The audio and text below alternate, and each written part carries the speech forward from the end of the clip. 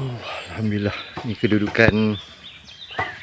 Okey, bila dah bubuh 3 kuda-kuda ni, dia boleh adjust barulah cantik. Kita dah start mati dah. Tu hari kita tak mati. Bila tak mati, dia akan lari-lari lagi lah, tak boleh nak adjust kan. Ni kita dah mati 3 ni. Maknanya kuda-kuda ni nanti kita akan pakai kendali 7 lah, 7. Lagi 4 lagi lah. Ni 1, 2, 3, 4. Lagi 4 maknanya jadi 7 kuda-kuda lah. Baru kemas, baru kita boleh lari kat atas tu. Tahu tak? Kalau kita bubuh setakat 4 dia tak jadi, 3 dia tak jadi, kita tak boleh nak lari kat atas tu. Sebab alang-alang dah halang tu kemas. Subuh kuda-kuda bagi kemas. Lagi banyak kuda-kuda lagi cantik lah. Maknanya kalau ni 7 elok lah, 7 ngam lah, 7. Dan dia tak rapat sangat, tak jarak sangat. So lebih kemas lah. Nampak? Dia punya kedudukan dia lebih cantik. Nice lah. Ni kita dah adjust lah ni. Ni kita dah adjust.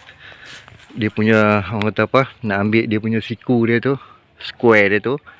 So nanti kalau bila dah masuk belah sini pula, belah sini, baru kita akan sambung terus kat atas. Sekarang ni kita kena siapkan kuda-kuda ni, and then kita masuk terus halang kat satu atas tu. Lepas tu terus kita matikan.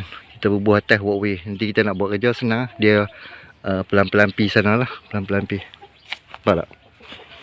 So bila dia boleh apa, kita buat slow and steady lah. Tersusun lah. Nampak tak? Kita dia pelan-pelan, dia pi tu. So dia akan masuk sini balik lah. Kita akan masuk untuk sini pula lah. Buhalang sini. Kuda-kuda. Sini dah sambung lah.